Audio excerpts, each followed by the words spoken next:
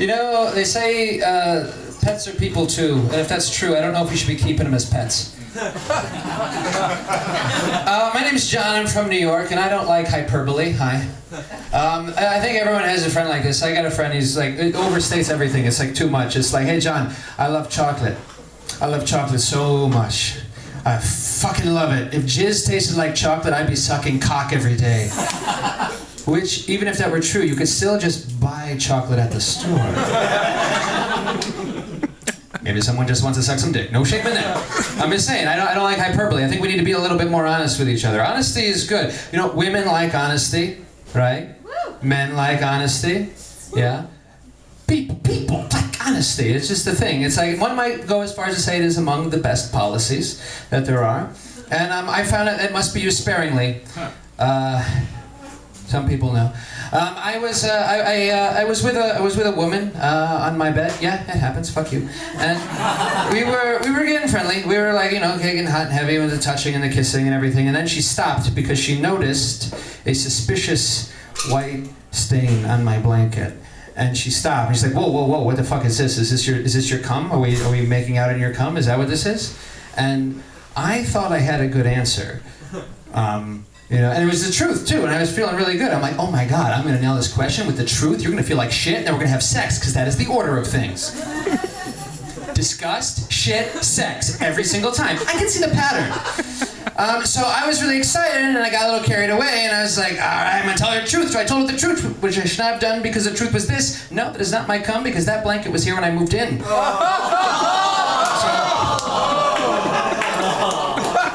So, for the slower people in the audience, what I have inadvertently done was sort of demote myself from man who makes out with women in his jizz to man who makes out with women in the jizz of strangers and sleeps beneath that and is cool with it.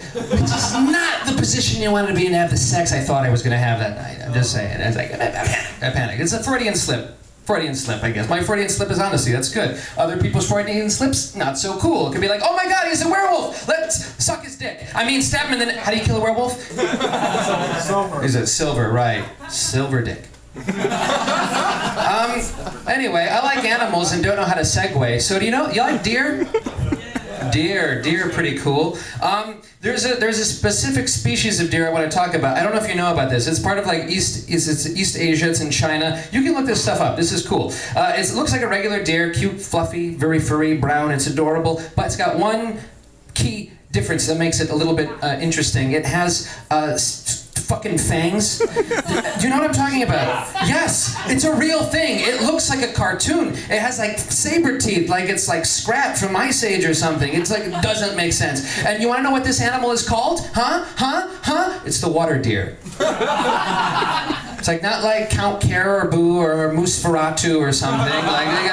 Nope, it's a water deer. Like my question is, who's naming our animals if this is the case? It's like we're just two Chinese guys just wandering out in the forest one day. They stumble across a stream. They're like, oh my God, that's great. And they look up and they see the water deer in all of its befanged glory just standing there. They're like shitting themselves. They run out of the forest as fast as they can. They're like, oh my God, that was so scary. I know, man. They got fucking fangs. Yeah, it was by the water too.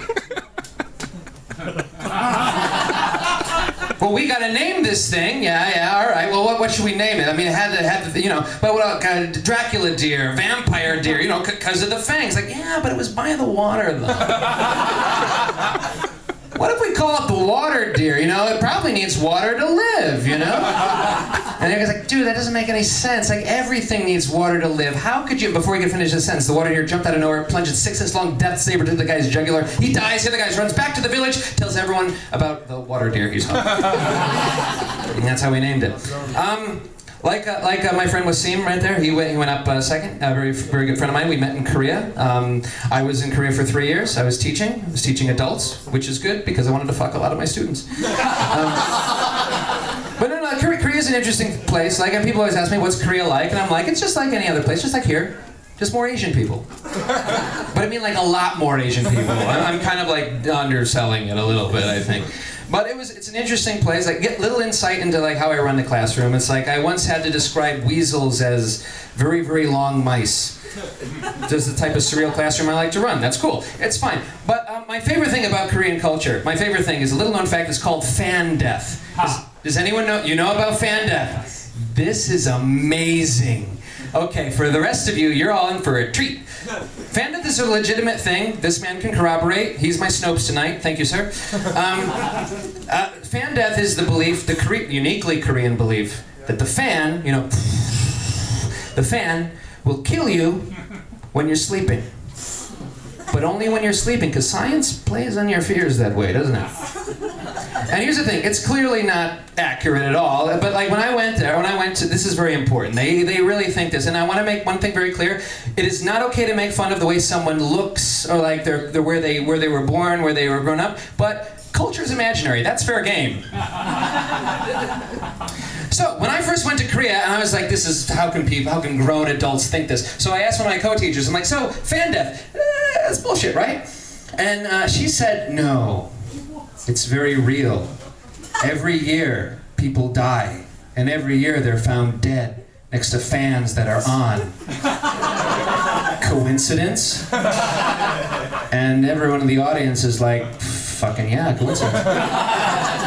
But I don't want to let her down like that, so I gotta be a little bit more diplomatic about this thing. So I'm like, okay, well, are you aware that this has happened in literally no other countries in the history of forever? Like, have you ever considered the point that maybe it is a thing, but maybe the real problem is you people are just shit at making fans? It's worth consideration.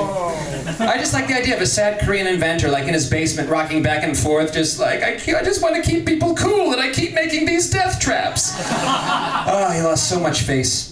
Well, here's the thing, like, if fan death is a real thing, like, I think that the North Koreans, who they're still perpetually at war with, they're wasting an awful lot of time and money building these missiles and bombs and rockets and shit. They should just build an enormous fan with no off switch, put it in the DMZ and face it south.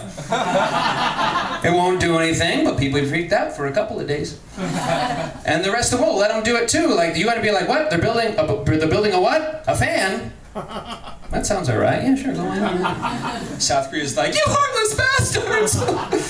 But no. I think a good thing would come of it too. Like, if they built the fan, like, over a couple days, like, I think eventually the South Koreans would realize that, oh my god, fans don't kill you. That's amazing. And the North Koreans would be like, shit, they're immortal. And with that, I want to say thank you very much. You've been a wonderful audience. I'm going back to New York tomorrow.